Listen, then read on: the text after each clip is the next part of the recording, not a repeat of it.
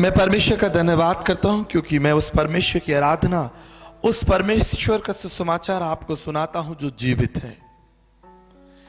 मैं किसी संत महात्मा या किसी मरे हुए व्यक्ति का संदेश आपको नहीं सुनाता, लेकिन मैं उस परमेश्वर के नाम से इस स्थान पर खड़ा हूं जिसके विषय में लिखा है कि जिसने आसमान और जमीन को, स्वर्ग और पृथ्वी को बनाया है, और उसका नाम यीशु मसीह है। बाइबल में लिखा है, यीशु ने कहा है क्योंकि मैं जीवित हूं तो तुम भी जीवित रहोगे। और ये संसार का सबसे बड़ा सत्य है कि यीशु मसीह जीवित है। This is the most remarkable history in the world. संपूर्ण इतिहास में, संपूर्ण विश्व में अगर कोई सबसे बड़ी सच्चाई है तो वो ये है कि यीशु मसीह आज भी जिंदा है। हालेलुया। और ये हमारे लिए सौभाग्य और हमारे लिए आनंद की बात है कि हम उस यीशु मसीह के नाम का सत्संग यहां पर कर रहे हैं।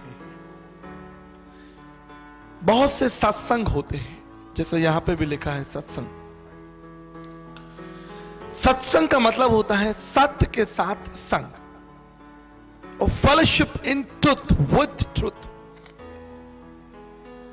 जहां सत्य नहीं है वहां सत्संग पूरा नहीं हो सकता। ये प्रश्न, ये चुनौती हमारे और आपके आगे है कि सत्य है क्या। भारतीय दर्शन शास्त्र में लिखा है, एकम ब्रह्म द्वितीय नास्ति, एकम सत्य द्वितीय नास्ति। सत्य एक है, सत्य दो नहीं है। सत्य का विकल्प नहीं है, और परमेश्वर ही सत्य है, और उस परमेश्वर का कोई विकल्प नहीं है। कैसे हम उस परमेश्वर को जानेंगे?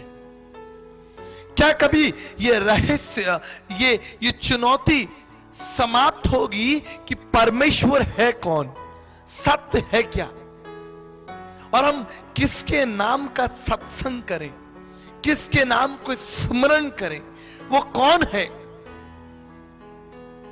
इसलिए यीशु मसीह ने कहा है कि सत्य मैं ही हूं।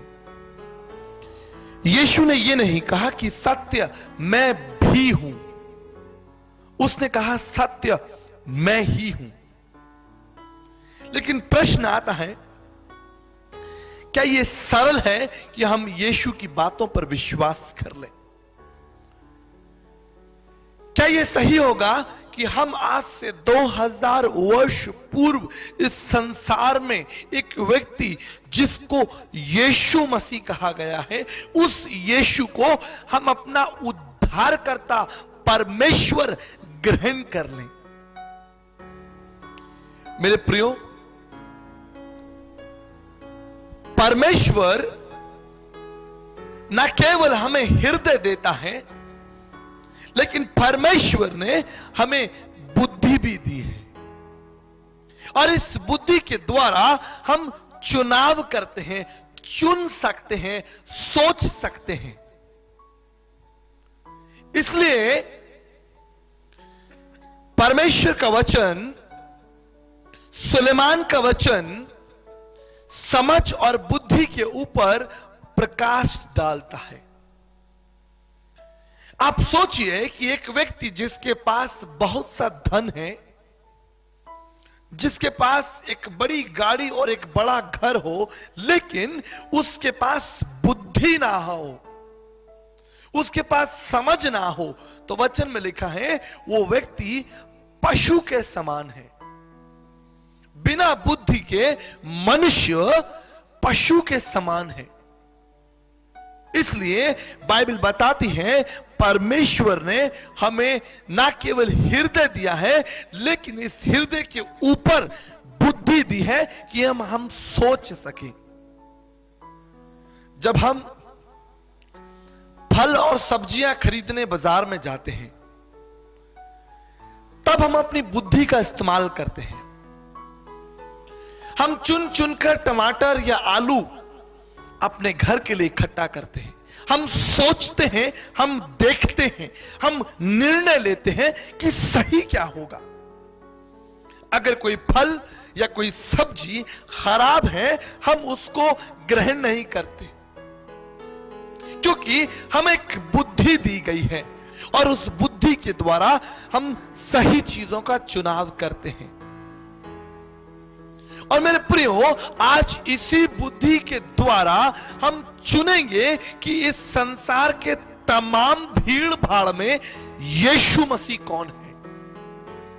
क्या यीशु मसीह परमेश्वर है? बाइबल बताती है जब यीशु मसीह का जन्म हुआ तब आसमान में फरिश्ते, स्वर्गदूत मंडरा रहे थे। ऐसा कभी और सुनने में नहीं आया कि किसी के जन्म के समय में आसमान में स्वर्गदूत मंडरा रहे हों, लेकिन बाइबल बताती है ना केवल स्वर्गदूत, लेकिन वचन में लिखा है जब उस यीशु मसीह का जन्म हुआ तो ज्योतिष लोग यीशु मसीह के तारे को देखते हुए उस स्थान बेतलहम गांव में पहुंच जाते हैं। क्यों? कौन है ये यीशु मसीह? स्वर्गदूतों ने कहा था वो संपूर्ण जगत का उद्धार करता होगा और उसके राज्य का कभी अंत नहीं होगा।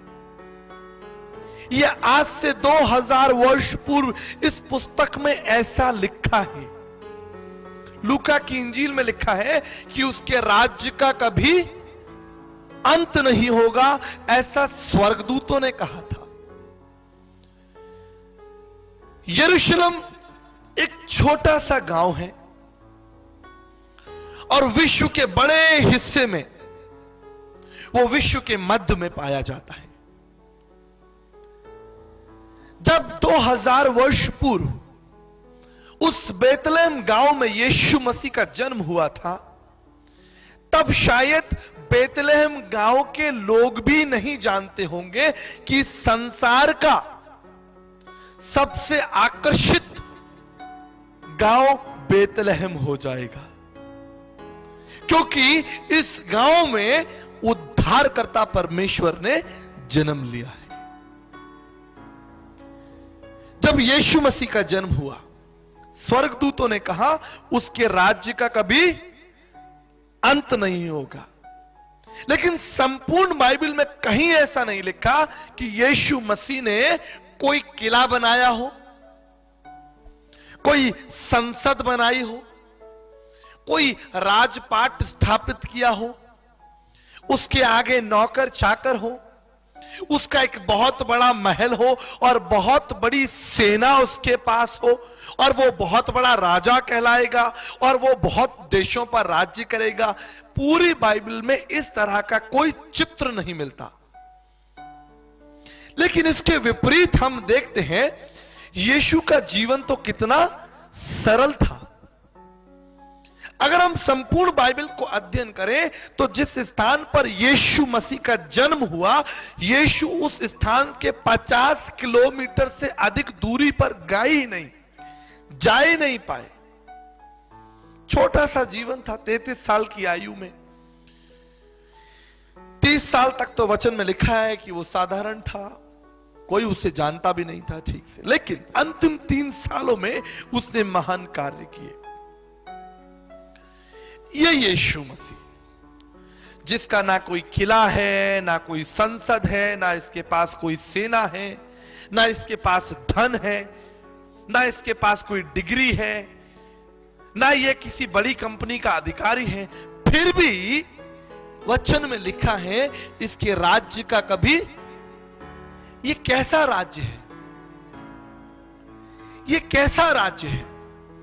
मैं कई वर्षों तक इस शब्द पर मनन करता रहा। यीशु मसीह का राज्य। मेरे प्रियो, आज बड़े गर्व के साथ, बड़े हियाव के साथ, सामर्थ के साथ मैं यीशु मसीह के राज्य को आप में देख रहा हूं। आप परमेश्वर के यीशु मसीह का राज्य, हालेलुया।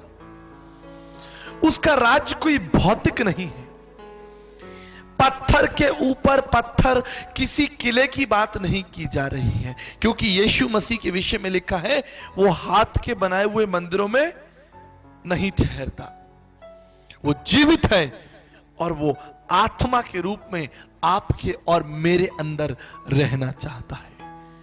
और इसलिए आज संसार के किसी भी मानचित्र पर, संसार के किसी भी देश पर आप उंगली रख दीजिए, आंख बंद करके संसार के मानचित्र पर बस उंगली रख देना, यीशु का राज्य तुमको वहां पर मिलेगा। हालेलुया। यीशु के प्यार करने वाले लोग, यीशु के बेटे और बेटियां वहां पर मिलेंगे और उसका राज्य अभी भी बढ़ रहा है। हालेलुया। उसके राज्य का कोई अंत नहीं है। प्रत्येक दिन, प्रत्येक क्षण उसका राज्य पूरी पृथ्वी पर बढ़ रहा है। यद्यपि उसके हाथ में कोई तलवार नहीं है, वो घोड़े पर सवार कोई सम्राट नहीं है, उसके पास कोई किला नहीं है, उसके पास कोई संसद नहीं है, लेकिन फिर भी उसका राज्य संसार के सभी राज्यों से तेजी से बढ़ रहा है। युग आए, शताब्दियां आई, लोग आए, बड़े बड़े सम्राट आए, राजा आए, लेकिन इतिहास में भुला दिए गए। लेकिन यीशु मसीह आज भी इतिहास का राजा है और इतिहास के पन्नों में लिखा है ईसा पूर्व और ईसा बाद। अगर इतिहास को जानना है तो आपको यीशु से गुजरना होगा। वो है यीशु मसीह और वो आज से संसार में 2000 वर्ष पूर्व एक उद्देश्य के लिए संसार में आया था, एक कारण था। बाइबल बताती है कि परमेश्वर कोई भी कार्य अकारण नहीं करता। परमेश्वर के कार्यों के पीछे एक योजना होती है, एक संदर्भ होता है, एक आयाम होता है, एक विचार होता है। यीशु मसीह के संसार में आने का क्या कारण था? वचन बताता है, यूहन्ना की पत्री उसके पहले अध्याय में, आदि में वचन था, वचन परमेश्वर के साथ था और यह वचन देहधारी हुआ। हालेलुया। देहधारी की, हमारे बीच में रहा। और जानते हैं उसने क्या किया? उसने संसार का वो कार्य किया जो इस संसार में उससे पहले कभी नहीं हुआ था। क्योंकि कल हम मनन कर रहे थे,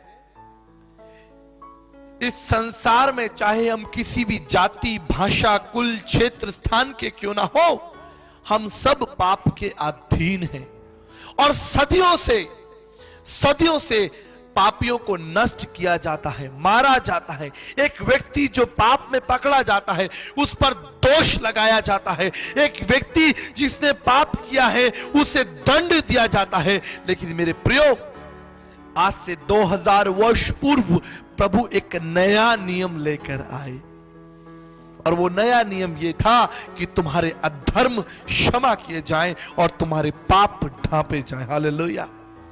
इस संसार में तमाम लोग आए जिनके हाथों में शस्त्र हुआ करते थे, शस्त्र। और हम जानते हैं शस्त्र क्यों होता है, किसके लिए होता है। शस्त्र इसलिए होता है कि उसके द्वारा एक दुष्ट को, पापी को मार दिया जाए, न्याय किया जाए, दुष्ट को उस शस्त्र के द्वारा दंड दिया जाए। लेकिन मेरे प्रियो, मैं आपसे एक प्रश्न पूछना चाहता हूं, एक प्रश्न आपके सामने रखना चाहता हूं। वो जिसके हाथ में शस्त्र है, वो जिसने हमारे न्याय की जिम्मेदारी ली है, क्या वो परमेश्वर की दृष्टि में पवित्र और निष्कलंक है? कदापि नहीं। भारतीय दर्शन शास्त्र में लिखा है, पापम पापात्मा पाप कर्मा पाप सम्मात्रहिमम पुंडक्षम सर्व पाप हरे हरे। इस संसार में हर एक व्यक्ति, इससे कोई फर्क नहीं पड़ता आप किस जाति, समाज, भाषा, कुल, क्षेत्र और राज्य के क्यों ना हो, आप धनवान हो, आप गरीब हो, आप सुंदर हो, आप कुरूप हो, आप पढ़े लिखे हो, आप अनपढ़ हो, फर्क नहीं पड़ता, क्योंकि हम सब में एक समानता है कि हम सब पाप के अधीन हैं। और अगर हम पाप के अधीन हैं तो हम परमेश्वर के सामने, उस न्याय सिंहासन के सामने खड़े नहीं हो सकते। इसलिए आदरणीय संत तुलसीदास जी कहते हैं, जाऊं कहां तज चरण तुम्हारे, काको नाम पतित पावन, कहियति दीन प्यारे, देव धनुज मुनि नाग मनुज, सब माया विवश विचारे। इस संसार में कौन ऐसा है जो मेरा न्याय करेगा? ओहो, इस संसार में जितने भी आए वो सब पाप के अधीन थे। पवित्र शास्त्र बाइबल कहती है सबने पाप किया और सब परमेश्वर की महिमा से रहित हैं।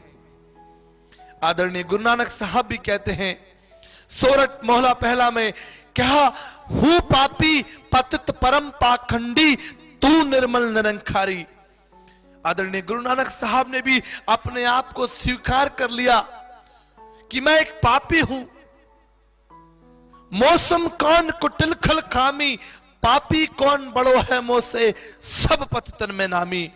संत तुलसीदास जी भी कहते हैं कि मैंने भी पाप किया है, इस संसार का सबसे बड़ा पापी मैं हूं। मेरे प्रियो, ना केवल बाइबल, पवित्र बाइबल, लेकिन भारतीय दर्शन शास्त्र भी पाप की उपस्थिति को स्वीकारता है। ओ पाप हमारे मध्य में है, पाप हमारे बीच में है, इस पाप ने हमारे जीवन को नष्ट कर दिया है। और ये पाप इस संसार में बुराई को लेकर आ गया। और भाई भाई का हत्यारा बन बैठा, एक राज्य का दुश्मन दूसरे राज्य पर चढ़ाई कर रहा है। वचन बताता है पति पत्नी अलग हो गए, और पाप के द्वारा परिवार टूट गए। इस संसार में भयंकर बीमारियां आ गई, इस पाप के द्वारा अनाज्ञाकारिता आ गई, इस पाप के द्वारा एक जाति के लोग दूसरी जाति पर चढ़ाई करने लगे। इसी पाप के द्वारा एक धर्म के लोगों ने दूसरे धर्म का नाश कर दिया। इसी पाप के द्वारा इस संसार में इतनी समस्या खड़ी हो गई कि आज हमें भय लगता है, हम डरते हैं कि कल हमारा क्या होगा। पाप से कोई भी संस्कृति अछूती नहीं है, कोई हिस्सा अछूता नहीं है। चाहे ये राजस्थान हो, चाहे झारखंड हो, चाहे बिहार हो, चाहे असम हो। और ये पाप का भयंकर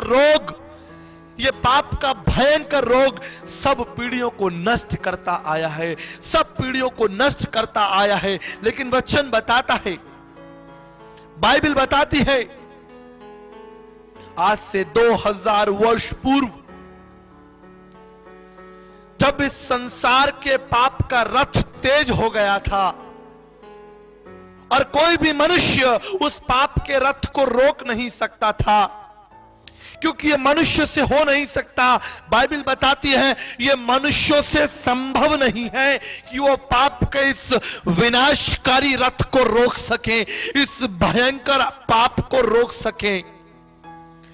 तब दर्शन शास्त्र कहता है शंभु सृष्टिकर्ता प्रजापति यज्ञस्या, वो परमेश्वर जो स्वर्ग में विराजमान है वो स्वर्ग से नीचे उतरेगा। हालेलुया।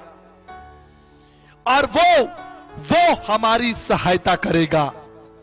जब तक परमेश्वर हमारी सहायता ना करे मेरे प्रियो, तब तक हम पाप के इस बंधन को तोड़ नहीं सकते। कल्पना कीजिए एक बहुत छोटा बच्चा गहरी खाई में गिर जाए। एक बहुत छोटा बच्चा एक बहुत गहरी खाई में गिर जाए, क्या वो अपने प्रयास और अपनी चतुराई से उस खाई को कभी पार कर सकता है? कदापि नहीं, जब तक उसको कोई सहायता बाहर से ना दी जाए। अगर वो बच्चा, वो बालक अपनी बुद्धि और अपनी योग्यता से उस खाई को पार कर ले, तो क्या वो अपना उद्धार करता नहीं होगा? लेकिन वचन बताता है मनुष्य अपना उद्धार नहीं कर सकता। कोई कोई संत या गुरु भी हमारे इस उद्धार के लिए हमारी सहायता नहीं कर सकता, क्योंकि उद्धार परमेश्वर के साथ एक अटूट संबंध है।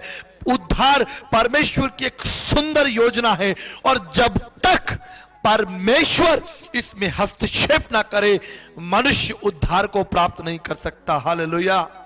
और वचन में लिखा है, इस उद्धार को, उस उद्धार को प्राप्त करने की जो पहली सीढ़ी है, जो पहली सीढ़ी है, वो है पापों की क्षमा, पश्चाताप, पापों का क्षमा किया जाना। जब तक हमारे पाप क्षमा नहीं होंगे, इसलिए वचन कहता है, धन है जिसके अधर्म क्षमा हुए और जिसके पाप ढांपे गए। मेरे प्रियो, कोई मनुष्य आपका पाप नहीं ढांप सकता। भारतीय दर्शन शास्त्र में लिखा है, लोभी गुरु और लालची चेला दोनों नरक में ठेलम ठेला। लोभी गुरु और लालची चेला। आज हमारे मध्य बहुत सारे गुरु हैं। गुरु एक बहुत गंभीर विषय है, ये साधारण शब्द नहीं है। The word Guru is very precious, very important. दो शब्दों से मिलकर, दो वाक्यों से मिलकर यह शब्द बनता है गुरु। गु माने अंधकार और रू माने दूर करने वाला, जो अंधकार को दूर कर दे, जो आपके पाप को दूर कर दे, जो आपको उस गड्ढे से निकाल दे। लेकिन क्या एक लोभी व्यक्ति, लालची, जिसके जीवन में पाप है, अहंकार है, झूठ है, क्या वो आपका गुरु बन सकता है? कदापि नहीं।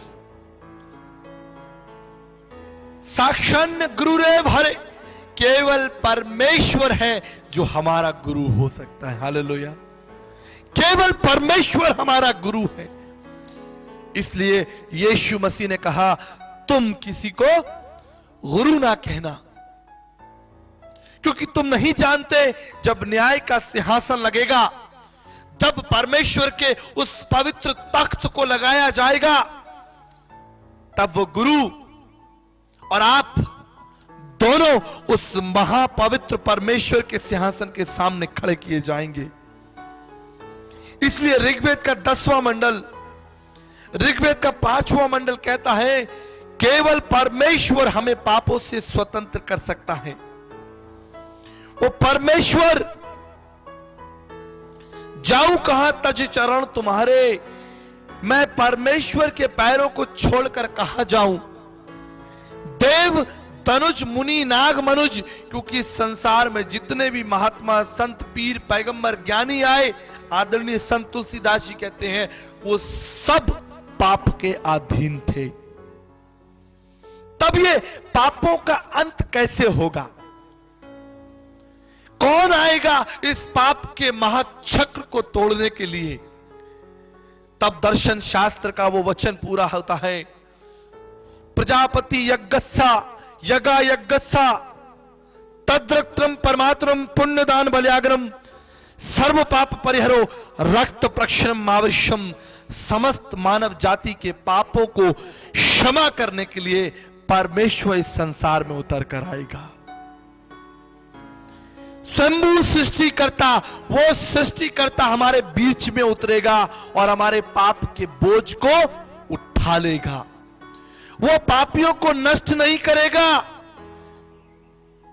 अगर परमेश्वर पापियों को नष्ट कर दे,